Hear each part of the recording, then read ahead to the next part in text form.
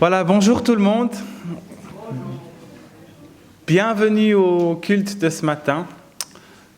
Je vous invite à vous lever, on va prier, remettre ces temps dans les mains du Seigneur. Seigneur, on se réunit ici ce matin pour venir te rencontrer, pour te louer, pour t'adorer. Il y a des restrictions qui font qu'on ne peut pas tout faire comme on aimerait, on ne peut pas exprimer comme on a l'habitude de faire, Seigneur. Mais au moins on peut se réunir. Et au moins, Seigneur, tu nous donnes la grâce d'avoir des frères et sœurs et de pouvoir s'encourager les uns et les autres. Et je te remets ces moments entre tes mains et te prie d'être parmi nous ce matin. Au nom de Jésus, Amen. Alors, je vais passer le premier moment, on va passer à Muriel qui va nous guider dans l'adoration. Merci. Bonjour à tous. Alors, pour ce matin, j'aimerais juste m'assurer que chacun ait au moins un petit feuillet puis un stylo. Il y en a peut-être encore dans des chaises qui ne sont pas occupées. Vous savez, le défi est grand quand on nous dit « faites de la louange, mais il ne faut pas chanter ». Et pourtant, c'est possible. Je peux vous dire, j'ai dû couper en fait pour ce matin, donc vous aurez un bon quart d'heure de louange ce matin. Peut-être avec des chants peut-être moins connus, mais ça permet aussi de se concentrer dessus. Et puis, j'avais cette pensée, vous savez, quand on m'a dit il faut faire de la louange sans chanter, j'étais perdue, parce que je pense que aussi vous, ça faisait peut-être un petit moment que vous étiez peut-être perdus avec la louange sans chanter à l'église. Et quand je vais chercher mes enfants à l'école, il y a un grand panneau de l'agence C, et c'est marqué « Dieu est fidèle ». C'est tout, 3 mots. Et ça m'a fait penser à des post-it de ce type, de ce genre. Parce que c'est un post-it, vous êtes d'accord ? Dieu est fidèle, 3 mots. Et j'ai pensé, ceux qui ont écrit la Bible, ils ont fait de la louange, ils ont raconté des choses, mais ils ont raconté d'abord à Dieu. Puis en même temps, ils l'ont raconté à leur génération, et en même temps, ils l'ont raconté à la génération qui a suivi, et à la génération qui a suivi, et à la génération qui a suivi, juste à la génération d'aujourd'hui. Et dans ce moment de louange, ce matin, j'aimerais vous inviter d'être dans l'écoute, dans la contemplation de Dieu, de mettre quelque chose sur ce petit papier que vous avez de la louange, de l'adoration, un appel, une exhortation. Et puis en même temps, durant la louange, vous avancez, vous avez une corbeille pour l'offrande, puis vous avez une corbeille où vous pouvez poser ce petit billet. Puis ensuite, un frère ou une sœur pourra aller prendre un billet. Le but, c'est que chacun dépose au moins un billet et reparte au moins avec un billet. Et je peux vous assurer que ce genre de billet, ça peut vous marquer à vie. Ça, c'est un petit billet que j'ai trouvé un jour à la tête de mon lit. Ça doit faire 5 ou 6 ans. C'est mon mari qui me l'a laissé. Je l'ai toujours. Et c'est pas le plus grand poète, pour ceux qui connaissent Philippe. Il y a un petit dessin, on ne reconnaît pratiquement pas ce que c'est, mais c'est marqué juste ceci. Ceci est une rivière de diamants. En fait, vu qu'il ne pouvait pas m'offrir autre chose, il m'a mis ça. Ceci est une rivière de diamants. Et vous voyez, le post-it est toujours là. Voilà. Et je pense que ce matin, vous pouvez déposer quelque chose à Dieu dans la louange par ces petits billets, mais vous allez certainement toucher votre frère ou votre sœur. Alors, vous voyez, j'ai mis de chaque côté pour qu'on garde les distances. Avancez-vous n'importe quel moment. J'ai tout mis sur vidéo ce matin. N'importe quel moment. Quand vous avez quelque chose, notez, vous avancez. Puis après, quand vous avez envie d'aller chercher un billet, allez-y. D'accord ? Donc, ce côté ici, ce côté-là. Et je suis persuadée que Dieu va nous parler ce matin. Amen. Alors.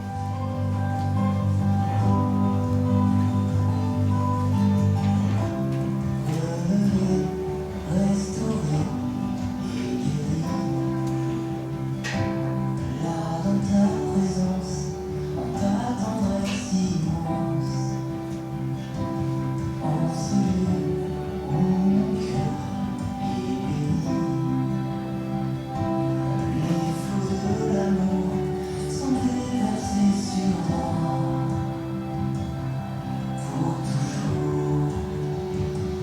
Seigneur, nous avons entendu ce matin de quel amour infini tu nous aimes et également tout ce que tu as fait pour nous dans le psaume 104 qui a été lu. Et Seigneur, dans notre imperfection, nous avons voulu rendre quelque chose ce matin avec nos moyens financiers, mais aussi avec nos mots, ce que tu as mis sur nos cœurs. Et Seigneur, je te prie que tu bénisses cette offrande, l'offrande qui a été écrite de chaque cœur et l'offrande qui a été donnée aussi par les moyens financiers. Seigneur, que tu puisses faire prospérer cela afin que ce Jésus, lumière du monde, et cette Église, lumière du monde, puisse être une bénédiction pour notre nation et pour toutes les nations de la terre. Seigneur, je t'apporte aussi la prédication de ce matin, que tu puisses bénir ton serviteur, qu'il soit inspiré par toi, et que non seulement ça nous fasse du bien, ou que ça nous parle, mais que ça puisse germer en nous afin de continuer à parler à d'autres personnes à travers nous. Amen. Voilà, merci beaucoup à Muriel pour le moment qu'elle a préparé pour nous.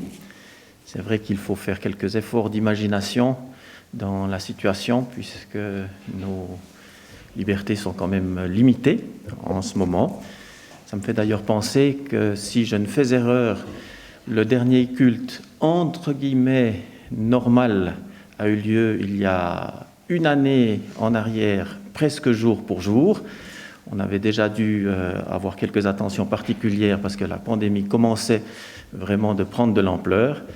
Mais après, on a dû cesser, puis recommencer sous des formes différentes, puis arrêter de nouveau et recommencer. On espère pouvoir continuer et aller dans une normalité. Je vous invite ce matin à lire dans le livre de Daniel, le chapitre 7.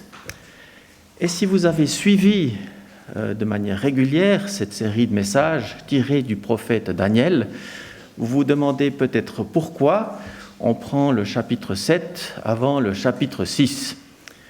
Alors, la réponse à cela est simple, c'est que c'est normalement Monique qui aurait dû prêcher aujourd'hui sur le chapitre 6, mais comme elle est malade, elle ne pouvait pas être là.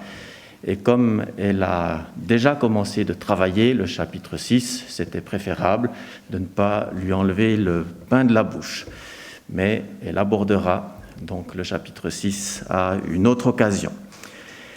Et le fait d'inverser le chapitre 6 et le chapitre 7 ne pose pas de problème d'un point de vue chronologique, puisque ce qui se passe dans le chapitre 7 de Daniel se situe d'un point de vue chronologique avant ce qui se passe au chapitre 6. Et au chapitre 7, l'histoire se passe du temps du roi Belshazzar, roi de Babylone. Et je vous invite à lire l'entier du chapitre, donc depuis le verset 1er jusqu'au verset 28. La première année de Belshazzar, roi de Babylone, Daniel eut un rêve et des visions de son esprit pendant qu'il était dans son lit. Ensuite, il écrivit le rêve et raconta les points principaux. Daniel prit la parole et dit : « Je regardais pendant ma vision nocturne, et voici que les 4 vents du ciel firent irruption sur la grande mer, et 4 énormes bêtes sortirent de la mer, différentes l'une de l'autre. La première était comme un lion et avait des ailes d'aigle. Je regardais, tandis que ses ailes étaient arrachées. Elle fut enlevée de terre et mise debout sur ses pieds comme un homme, et un cœur d'homme lui fut donné. Et voici la seconde bête, semblable à un ours. Elle se dressait sur un côté, elle avait 3 côtes dans la gueule, entre les dents, et on lui disait : « Lève-toi, mange beaucoup de chair. » Après cela, je regardais, et voici une autre, comme un léopard, avait sur le dos 4 ailes d'un oiseau. Cette bête avait 4 têtes, et la domination lui fut donnée. Après cela, je regardais pendant mes visions nocturnes, et voici une quatrième bête, terrible, effrayante et extraordinairement forte. Elle avait de grandes dents de fer, elle mangeait, pulvérisait et foulait aux pieds ce qui restait. Elle était différente de toutes les bêtes précédentes et avait 10 cornes. Je considérais les cornes, et voici qu'une autre petite corne sortit du milieu d'elle. Et 3 des premières cornes furent arrachées devant elle. Et voici qu'à cette corne, il y avait des yeux, comme des yeux d'homme, et une bouche qui parlait avec arrogance. Je regardais, pendant que l'on plaçait des trônes, l'Ancien des jours s'assit, son vêtement était blanc comme la neige, et les cheveux de sa tête purs comme la laine. Son trône était comme des flammes de feu, et les roues comme un feu ardent. Un fleuve de feu coulait et sortait de devant lui. 1000 milliers le servaient, et des myriades se tenaient en sa présence. Les juges s'assirent, et les livres furent ouverts. Je regardais alors, à cause des paroles arrogantes que prononçait la corne, et tandis que je regardais, la bête fut tuée et son corps périt, livré au feu pour être brûlé. Les autres bêtes furent dépouillées de leur puissance, mais une prolongation de vie leur fut accordée, jusqu'à un certain temps. Je regardais pendant mes visions nocturnes, et voici que sur les nuées du ciel arriva comme un fils d'homme. Il s'avança vers l'Ancien des jours, et on le fit approcher de lui. On lui donna la domination, l'honneur et la royauté, et tous les peuples, les nations et les hommes de toute langue le servirent. Sa domination est une domination éternelle qui ne passera pas, et sa royauté ne sera jamais détruite. Moi, Daniel, j'eus l'esprit troublé au-dedans de moi, mes visions m'épouvantèrent. Je m'approchai de l'un de ceux qui étaient là et lui demandai ce qu'il y avait de certain dans tout cela. Il me le dit et me fit connaître l'explication. Ces énormes bêtes, qui étaient au nombre de 4, ce sont 4 rois qui s'élèveront de la terre. Mais les saints du Très-Haut recevront le royaume et posséderont le royaume éternellement au siècle des siècles. Ensuite, je désirais avoir une explication sur la 4e bête qui était différente de toutes les autres, extrêmement terrible, qui avait des dents de fer et des ongles de bronze, qui mangeait, pulvérisait et foulait aux pieds ce qui restait. Et sur les cornes qu'elle avait à la tête, et sur l'autre qui était sortie, et devant laquelle 3 étaient tombés, cette corne qui avait des yeux, une bouche parlant avec arrogance, et une plus grande apparence que les autres, je regardais cette corne faire la guerre aux saints et l'emporter sur eux, jusqu'à ce que vienne l'Ancien des jours pour rendre justice aux saints du Très-Haut, et le temps arriva où les saints furent en possession du royaume. Il me parla ainsi. La 4e bête, c'est un 4e royaume qui existera sur la terre, différent de tous les royaumes, et qui dévorera toute la terre et foulera et la pulvérisera. Les 10 cornes, ce sont 10 rois qui s'élèveront de ce royaume. Un autre s'élèvera après eux. Il sera différent des premiers et il abaissera les 3 rois. Il prononcera des paroles contre le Très-Haut. Il opprimera les saints du Très-Haut et il espérera changer les temps et les lois. Et les saints seront livrés entre ses mains pendant 1 temps, des temps et la moitié d'un temps.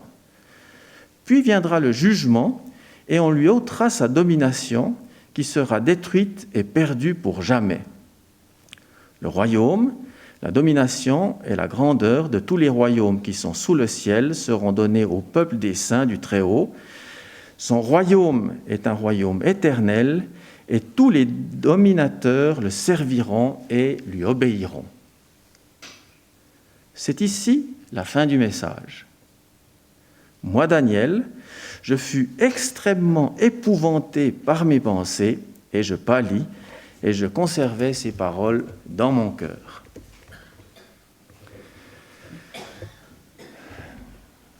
Comme vous venez de l'entendre, le chapitre se termine sur une note quelque peu dissonante.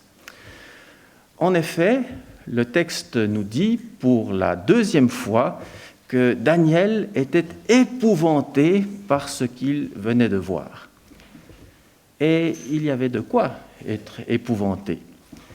Il venait de voir 4 bêtes qui montaient de la mer, plus une petite corne issue de la 4e bête qui s'était mise à faire la guerre aux saints et à l'emporter sur eux. Alors ce matin, on ne va pas s'arrêter sur toutes les subtilités de ce texte, mais on va parler principalement de ces 4 bêtes que Daniel a vues monter de la mer. Et lorsque Daniel a demandé des explications à propos de ces 4 bêtes, ce qui lui a été dit, c'est que ces 4 bêtes étaient 4 rois. Et bien sûr, qui dit roi, dit aussi royaume, et l'interprétation qui a été donnée, l'interprétation courante qui a été donnée de ce texte et de ces 4 bêtes qui représentent 4 rois, 4 royaumes, et la suivante, ou 4 empires, on pourrait même dire aujourd'hui, l'interprétation est la suivante. Le premier de ces royaumes est le royaume de Babylone, le second, celui des Mèdes et des Perses, et puis celui des Grecs, et ensuite celui des Romains. Je profite d'ailleurs de faire une petite correction par rapport à ce que j'avais dit lorsque j'ai prêché sur le chapitre 2, et j'avais dit alors que l'interprétation donnée de ces royaumes successifs, l'interprétation courante, était d'abord celui de Babylone, ensuite celui des Mèdes et des Perses, puis celui des Grecs, et puis j'avais dit que le 4e royaume n'était pas l'Empire romain, mais un 4e royaume qui interviendrait à la fin des temps. Il aurait été plus juste de dire que l'interprétation courante est bien celle que je viens de dire tout à l'heure, c'est-à-dire les 4 royaumes successifs étant Babylone, les Mèdes et les Perses, les Grecs et les Romains, avec une discussion plus abondante en ce qui concerne le 4e royaume, celui-ci étant soit la prolongation de l'Empire romain ou une renaissance de l'Empire romain à la fin des temps, ou un 4e royaume qui interviendrait à la fin des temps. Maintenant, si vous avez été attentif à ce que je viens de dire, et si vous vous y retrouvez dans ces différents royaumes, vous avez déjà compris qu'en fait, le chapitre 7 du livre de Daniel est tout simplement une répétition du chapitre 2. Mais les choses sont vues sous un angle différent. Dans le chapitre 2, le roi Nebuchadnezzar avait reçu une vision, mais ce qu'il faut dire, c'est que cette vision avait en fait été donnée à un roi païen. Mais dans le chapitre 7, il s'agit en fait d'une même vision, en quelque sorte, mais cette fois donnée à un membre du peuple de Dieu, c'est-à-dire du peuple d'Israël. La forme est différente, mais le fond demeure le même. Et si vous vous souvenez un peu de ce qui avait été partagé lorsqu'on a médité sur le chapitre 2, vous vous souvenez que Nebuchadnezzar, le roi de Babylone, avait eu aussi pendant la nuit une vision, un songe, dans laquelle il avait vu une grande statue. Une statue formée de 4 parties, avec une tête d'or, puis ensuite de l'argent, du bronze, du fer, et du fer mélangé à de l'argile. Et l'explication qui avait été donnée au roi Nebuchadnezzar de ces 4 parties de la statue était la même que celle qu'a reçue Daniel, c'est-à-dire qu'on lui avait dit que ça représentait 4 royaumes, et on avait remarqué à ce moment-là que cette statue, dans l'ordre dans lequel elle était décrite, les matériaux perdaient de la valeur plus on approchait du bas. Au début, on avait une tête d'or, et puis à la fin, des pieds de fer et d'argile. Et ce qu'on a conclu de tout cela, c'est que Dieu demeure souverain sur les royaumes du monde et qu'il y établit des autorités, et c'est d'ailleurs toujours le cas aujourd'hui, et qu'en tant que peuple de Dieu, on a à être soumis à ces autorités, pour autant qu'elles ne nous demandent pas de désobéir à Dieu, et on est également invité à prier pour nos autorités. Mais le chapitre 7 voit les choses sous un angle, comme je le disais tout à l'heure, différent. Et sans remettre en question ce qui vient d'être dit, on peut dire que si ces royaumes servent au dessein de Dieu, ça ne veut pas encore dire que Dieu les approuve dans tout ce qu'ils font. Et que si ces royaumes n'échappent pas à la souveraineté de Dieu, et que Dieu peut orienter ses autorités comme un courant d'eau, comme le dit le livre des Proverbes, cela ne signifie pas encore que ces royaumes obéissent à Dieu, ou en tout cas qu'ils lui obéissent de manière volontaire. Alors ce matin, j'aimerais qu'on puisse s'arrêter sur les caractéristiques de ces différents royaumes représentés dans notre texte par 4 bêtes différentes. Mais au lieu de s'arrêter sur ce que chacune de ces bêtes a de particulier, j'aimerais vous inviter à nous arrêter sur ce qu'elles ont en commun. Et on comprendra au travers de cela un peu ce qui caractérise dans le fond le monde dans lequel nous vivons. Et la première des caractéristiques qu'on peut observer en ce qui concerne notre bête, ces 4 bêtes, la première de ces caractéristiques, c'est que les 4 montent de la mer. Daniel a vu 4 bêtes énormes qui montaient de la mer. Et dans la Bible, la mer symbolise le plus souvent, lorsqu'elle symbolise quelque chose, le plus souvent, elle symbolise le monde. Alors comprenez bien, non pas la création, mais le monde. Et dans la Bible, le mot « monde » peut avoir plusieurs significations différentes, et entre autres, celle qui nous intéresse ce matin, elle peut définir cette humanité infectée par le virus du péché. La mer, en effet, est imprévisible. Elle est en perpétuel mouvement et on n'a jamais fini d'en explorer les profondeurs. Et si vous avez lu l'Apocalypse et que vous avez été attentif à ce qui est écrit, vous vous êtes aperçu qu'à un certain moment, il est parlé de nouveaux cieux et de nouvelles terres, mais il est précisé « et la mer ne sera plus ».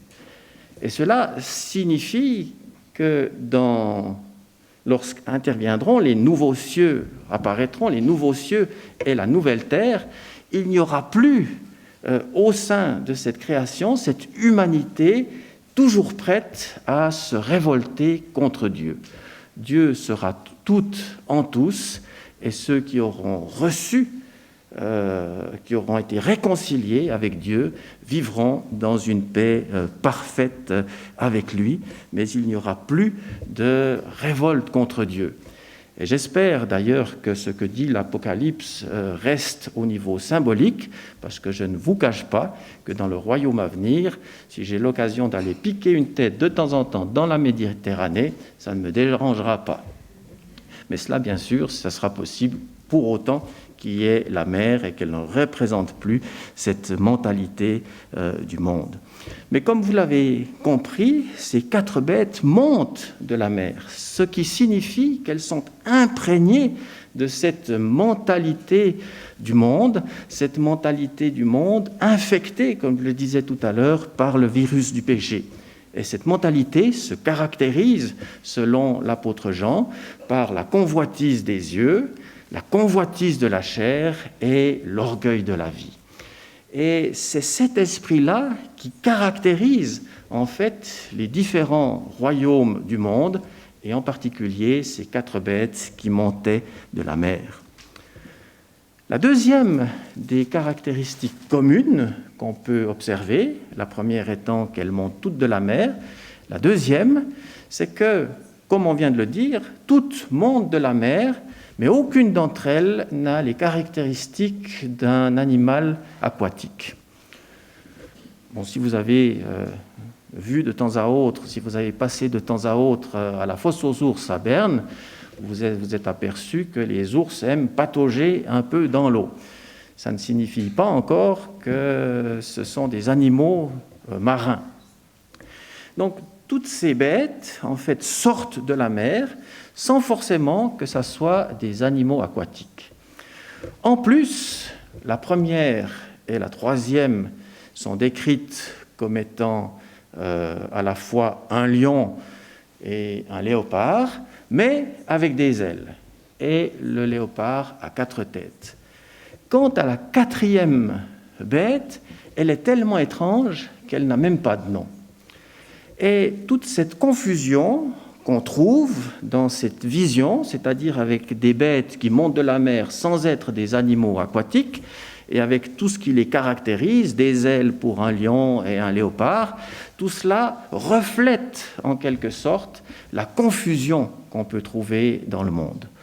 Confusion entre le bien et le mal, confusion entre la justice et l'injustice, confusion entre la vérité et le mensonge. Et on entend des fois aujourd'hui, à tort ou à raison, d'ailleurs des gens qui disent « mais avec tout ce qu'on entend, on ne sait plus quoi croire, on n'arrive plus à faire la différence entre ce qui est vrai et ce qui n'est pas ». Et c'est vrai que dans le monde, lorsqu'on l'observe, il y a une grande confusion entre ces différents éléments, grande confusion entre la lumière et les ténèbres. Dans l'une de ses interventions, Jacques Ellul raconte que durant la dernière guerre, un homme dans un camp de concentration avait été affecté à incinérer les cadavres qui sortaient des chambres à gaz. Mais son seul souci était d'augmenter son rendement. Il n'arrivait plus à suivre tellement il y avait de cadavres. Et la question qui se posait, c'est comment est-ce qu'on peut les brûler plus vite ? Cet homme avait totalement perdu ses repères. Et lors du procès de Nuremberg, après la Deuxième Guerre mondiale, on a entendu des gens qui justifiaient leurs actions en disant tout simplement « mais on n'a fait qu'obéir aux lois ». Oui, mais à quelle loi ? Quel aveuglement pour en arriver là ? Et ces 4 bêtes représentent en quelque sorte cette confusion qu'on peut trouver dans le monde, dans son histoire, cette confusion qui ira d'ailleurs en s'amplifiant plus on approchera de la fin des temps. Et puis, la troisième caractéristique de ces quatre bêtes que Daniel a vues, c'est que ce sont toutes des bêtes agressives, voire violentes. Vous savez que les coureurs nigériens courent très très vite. Ils ont remporté beaucoup de courses. Et un jour, on a demandé à l'un de ces coureurs pourquoi il courait si vite. Et il a dit, bien, vous comprenez, sur les routes sur lesquelles on s'entraîne au Nigeria, il est souvent écrit « Attention aux lions ». Alors, on comprend pourquoi il courait vite, n'est-ce pas ? En effet, voilà, moi j'ai eu l'occasion de voir des lions de très près, en cage. C'était à Tunis et on avait pu se glisser dans les coulisses du zoo. Alors on pouvait approcher, je veux dire, des cages de manière différente que de l'autre côté, de la partie publique. Mais j'étais heureux de savoir que ces animaux étaient en cage. Parce que quand vous en avez un juste en face de vous, vous apercevez en effet qu'il ne faudrait pas trop les croiser en liberté. Certains peut-être diront, oui, mais l'ours est quand même beaucoup moins dangereux pour l'homme. C'est vrai, mais maintenant qu'on en réintroduit dans nos régions, je vous avouerai que je ne tiens pas particulièrement à en croiser un quand je vais me promener. Mais tout cela définit, représente et nous dit d'une certaine manière qu'il y a dans ce monde une violence, et une violence qui ira aussi en s'amplifiant plus on arrivera à la fin des temps. Et quand on parle de violence, parle pas simplement de guerre, bien sûr on parle de cela, de guerre, de torture, de viol, de choses dont on entend parler aujourd'hui, mais aussi de cette violence verbale qui apparaît de plus en plus et qui fait que lorsque quelqu'un a le courage de laisser un avis pas tout à fait dans l'air du temps sur les réseaux sociaux, eh bien on voit ce que ça donne. Et cela rend d'ailleurs les réseaux tout sauf sociaux. Si Daniel a été effrayé par les visions qu'il avait vues, ce n'est pas parce qu'il a vu un caniche et un cochon d'Inde, c'est bien parce qu'il a vu des bêtes qui étaient agressives, méchantes et prêtes à détruire tout ce qu'elles pouvaient détruire. Alors peut-être vous me direz, après avoir entendu cela, mais en fait le monde n'est pas que comme cela.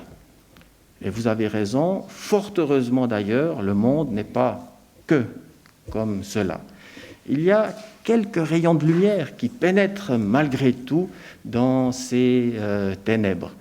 Mais ces quelques rayons de lumière, on les doit à la grâce de Dieu qui n'a pas totalement abandonné le monde et qui continue de faire lever son soleil sur les bons comme sur les méchants.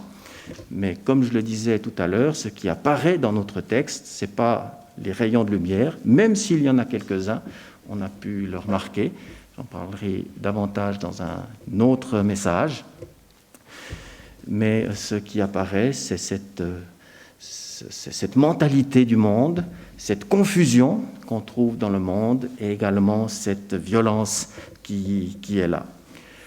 Alors peut-être qu'après avoir entendu ce diagnostic, qui est tout sauf heureux, vous vous dites « mais moi, en fait, je n'ai pas envie de vivre dans un monde comme celui-ci ». Alors si c'est votre cas, j'aimerais vous dire « j'ai pour vous ce matin une bonne et une mauvaise nouvelle ».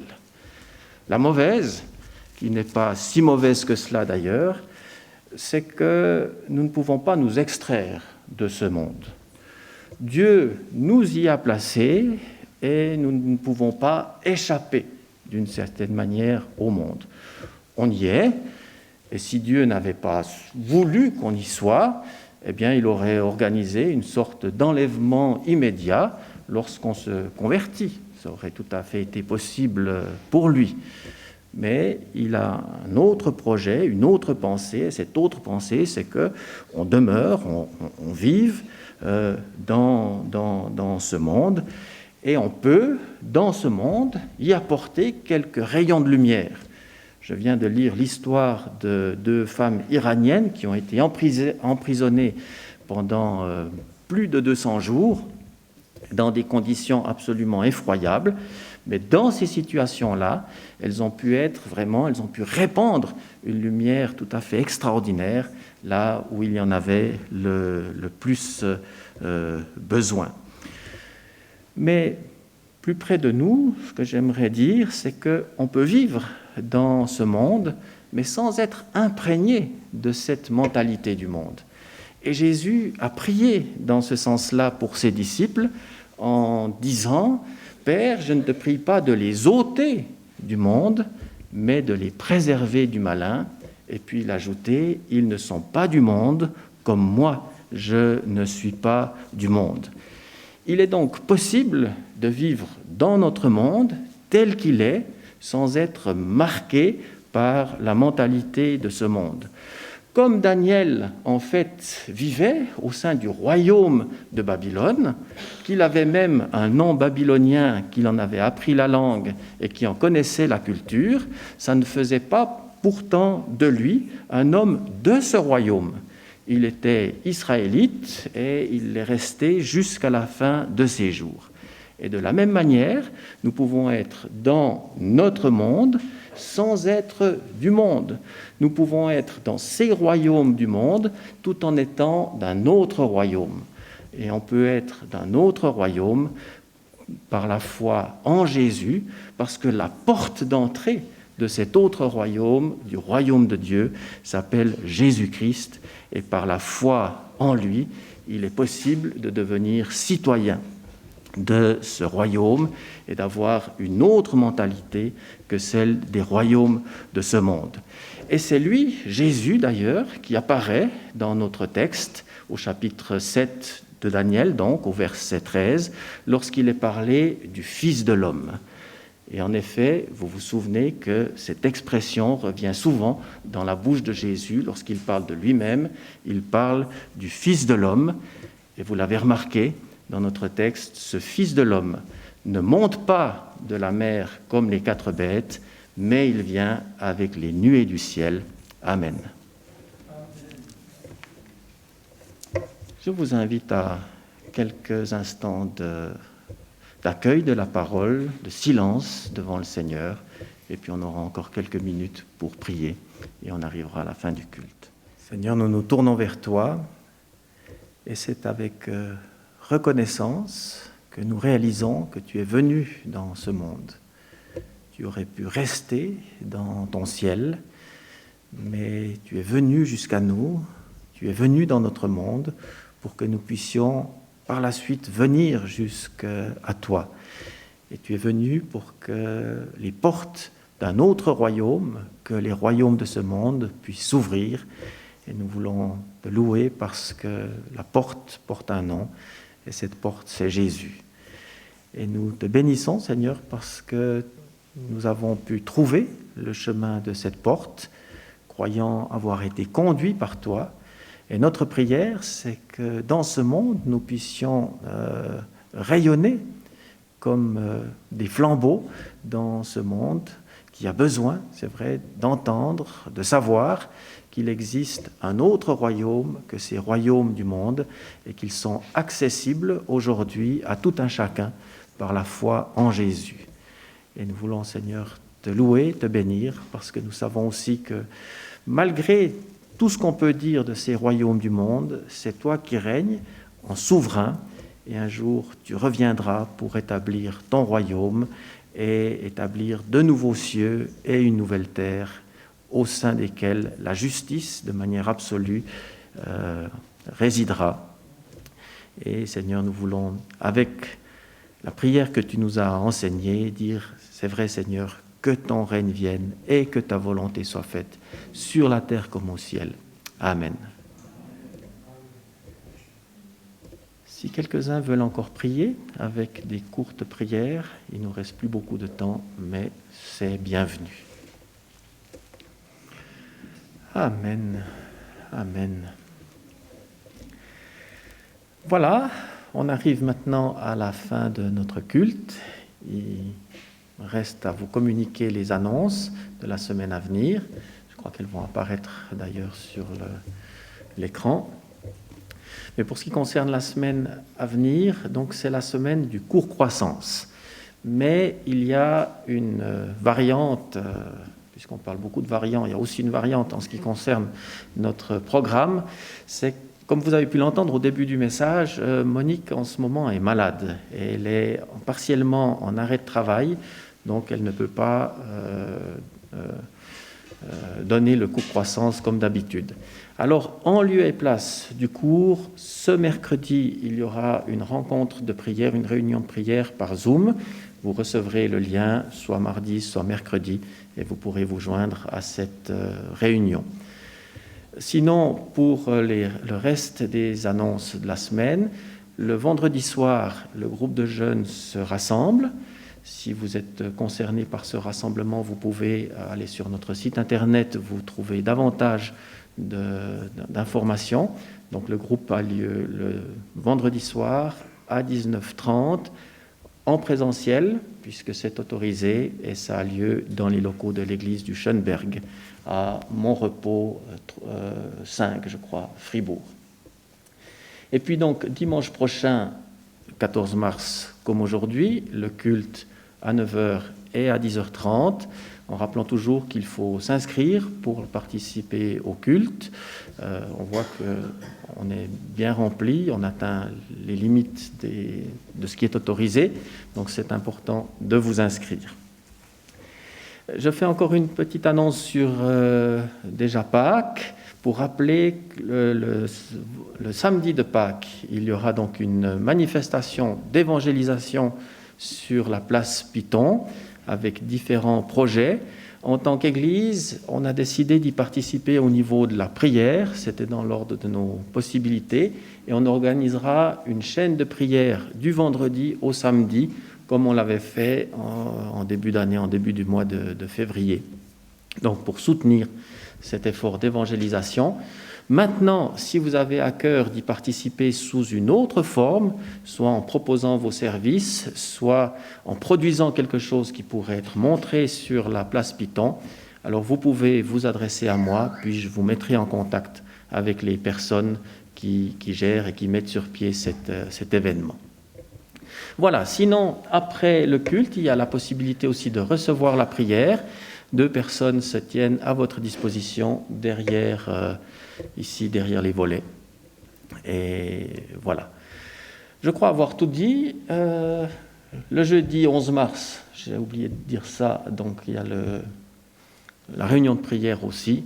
Et puis, par rapport aux annonces, donc retenez bien, pour mercredi, le cours croissance est remplacé par la réunion de prière.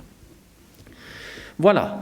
Je vais laisser Pascal, qui préside ce culte, terminé par la bénédiction. Alors je l'invite à venir.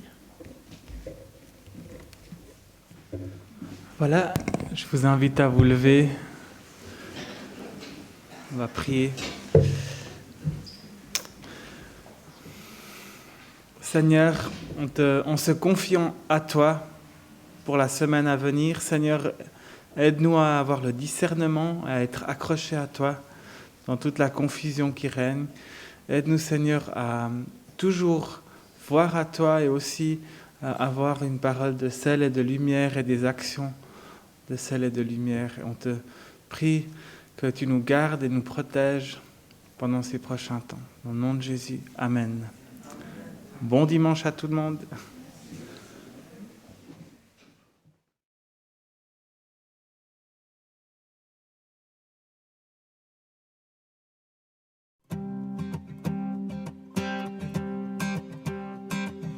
Quittant la gloire de ton ciel, tu es venu sur terre.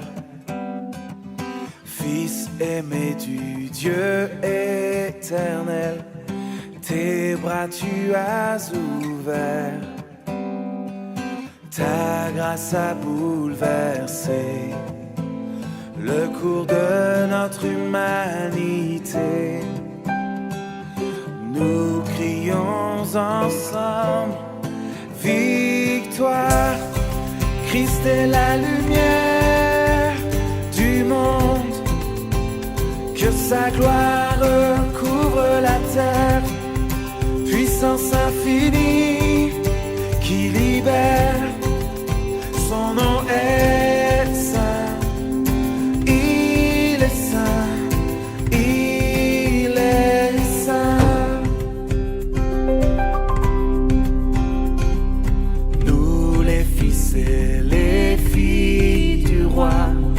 Entonnons chaque jour un hymne de gloire et de joie, célébrant son amour. Les nations de la terre s'inclineront devant le Père, chanteront ensemble, victoire. Christ est la lumière du monde, que sa gloire couvre la terre, puissance infinie